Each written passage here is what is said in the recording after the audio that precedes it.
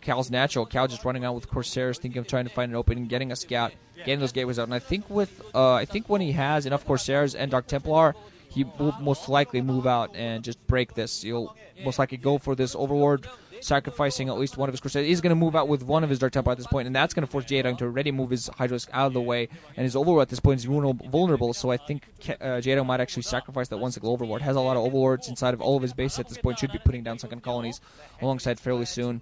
Has an Evolution Chamber up. So most likely is going to continue getting these Hydras. Might even get some Lurkers to help support them. Has a lot of Overlords all over the place, of course, to prevent. And a white chick with Asian dude. That's a hot white chick. For once we get a hot white chick. We always get hot Asian chicks. For once we get a hot white chick. Whee! Now, Dark Temple are actually going to go inside. There are Lurkers in place alongside the Overlord for Jaedong. One drone kill. Dark Temple desperate trying to drop. I think he might manage to get one more drone kill. I think he managed 2 drone kills before it lost its life. It's a little bit of damage, but not enough, really. The Lurkers morphed out of the ranks just in time. Now, Scourge in the air finally for Jaedong, and Cal actually went up for very heavy High Templar alongside of course, to fight against that huge army, Hydrisk army.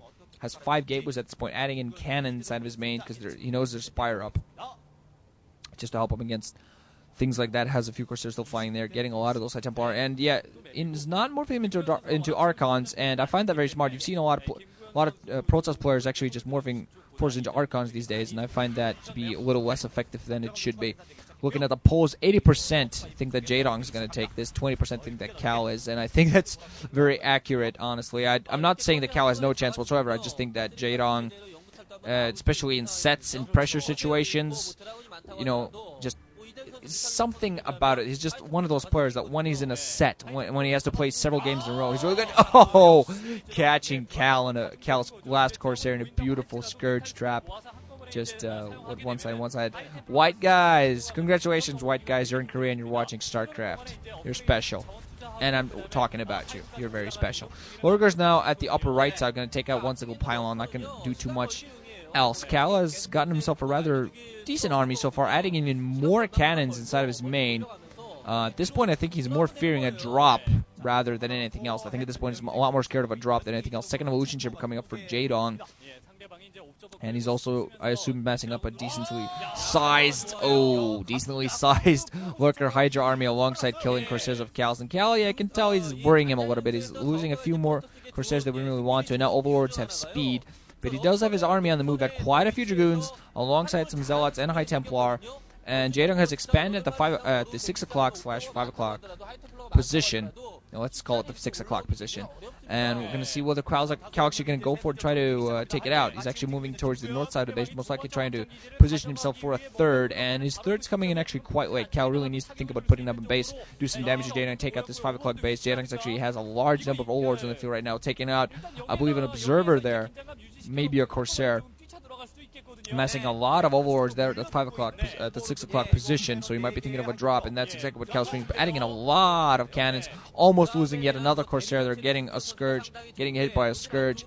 Really has to be careful of doing this. Finally now flying inside, and I think at this point you should tell, no Mutalisks inside. He's most likely really worrying about that drop that's going to be coming inside of his main. Still hasn't put up, I think he's putting up his third at this point, but he really has to go and do some damage, going to get his Corsair killed by Hydras, as it was trapped into the run right. Those Hydras do the Scourge following him. But I think in an engagement, it'll all come down to positioning because, okay, a lot of Hydras and the Lurkers for Jaedong, but Cal has quite a few Zealots, quite a few Dragoons, and Storm, and Jaedong is actually going to go for a massive drop right on top of Cal. His Hydras have weapons 1 at this point. He has so many Overlords filled with forces, and Cal has only a few cannons to defend. He has 1 High Templar there as well, just on the standby, on the ready. I'm not sure whether Cal is actually ready enough. I think that 1 High Templar might have actually been stuck, and we're going to see whether that High Templar is actually trying to run out. We're going to see whether it actually becomes his saving grace. High Templar is actually running out right as this is happening. Oh god, drop is going to come on top. 1 Storm got off, but not really hitting anything. All of these cannons go off instantly, and this could be game-winning for Jaedong. Jaedong right inside of Cal's base. Cal's going to be forced. We're going to see whether he actually runs with his forces back or tries to go for a counterattack. No, he is running with some of his forces back. Zealots and Dragoons running right inside of there. I'm not quite sure if he has observers storming all over the place, trying to kill some overlords. And Jaedong actually going for a drop inside of the natural expansion as well, dropping one single lurker. It should be able to get several probes. We're going to see how many. Oh, 5 kills, 8 kills, 9 kills. Oh, man.